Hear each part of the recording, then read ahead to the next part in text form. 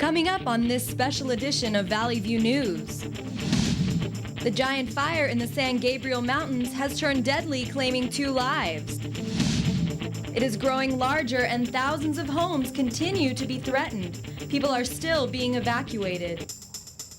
Welcome to Valley View News Special Edition, The Station Fire. I'm Samantha Minton. And I'm Joseph Prado. The huge fire has left 2 firefighters dead and 3 others injured. Sunday afternoon, firefighters Arnaldo Quinones of Palmdale and Tedman Hall from San Bernardino were killed when their vehicle went off a steep slope in the Mount Gleason area.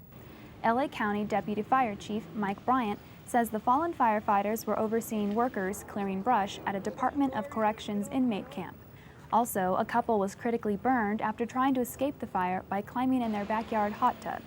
They were airlifted from Big Tahunga Canyon by a sheriff's rescue helicopter. 1 more person was hurt while driving through the flames to escape the fire. The station fire has doubled in size nearly every day since it broke out Wednesday. By Monday, it was 85,000 acres and only 5% contained. There are 12,000 homes at risk, as well as a broadcasting antenna complex and historic observatory.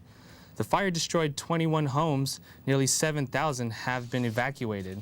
The Los Angeles County Fire Department estimates that the property damage from the fire stood at $7.5 million Monday. Now here's Tiaira Nowlin with more on the impact of the fire Sunday in one foothill community.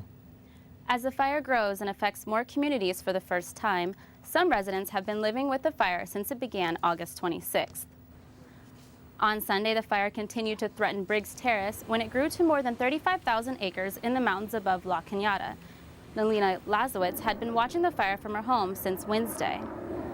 They had a lot of helicopters on Wednesday, and they were dropping a lot of water, so they managed to put it out. And Thursday, it seemed like it was going to be pretty calm on this area, but then the fire was moving very quickly west and east of us. Thursday and Friday and Saturday, we didn't see as many water drops, and that was of concern because the fire's been moving down closer and closer into where the homes are located.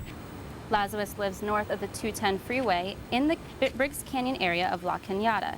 The 6-year resident said she was watching the fire carefully and waiting to see if she would need to pack up her things or not. I have to be honest, I keep thinking I should be packing up my important documents and just haven't done it because we feel as though if it gets that close, we're going to see it from our vantage point.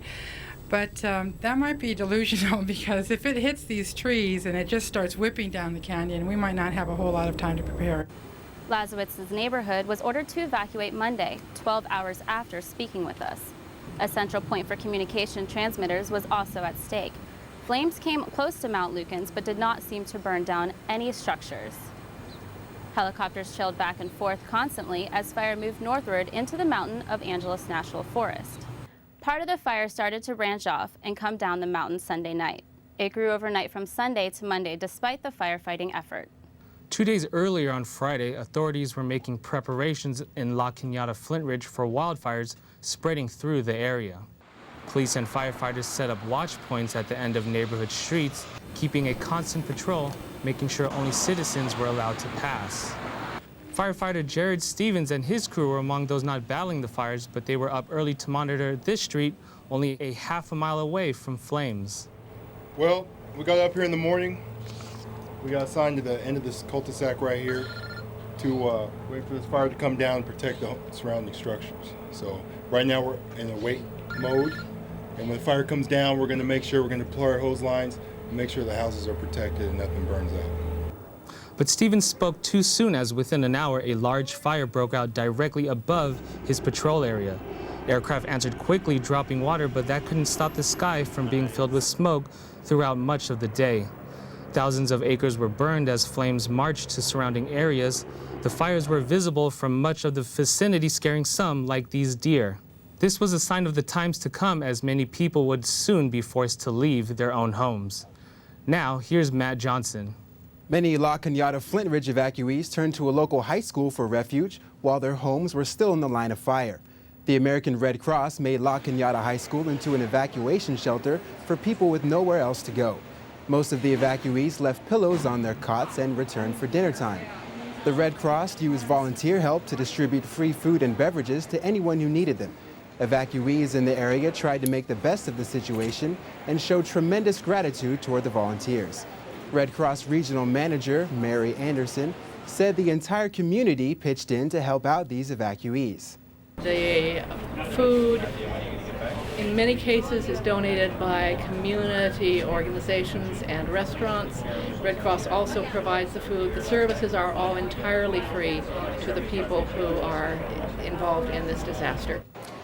Locals have also stopped by to check out the latest evacuation zones and get updates from TV on the fire. School officials were unsure when class at La Cañada High would resume, but evacuees were safe to stay here until they could finally go back to their homes. Fire officials say they don't expect the station fire will be contained until September 8th.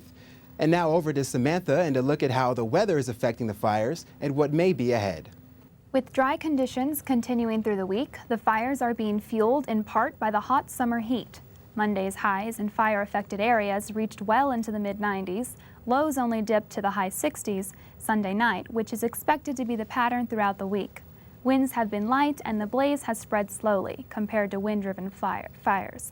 But the relative humidity has not gone above 30%, and that hurts firefighting efforts. Thank you for watching Valley View News Special Edition, The Station Fire. For Matt Johnson and Tiaira Nowlin, I am Joseph Prado. And I'm Samantha Minton. Have a good day.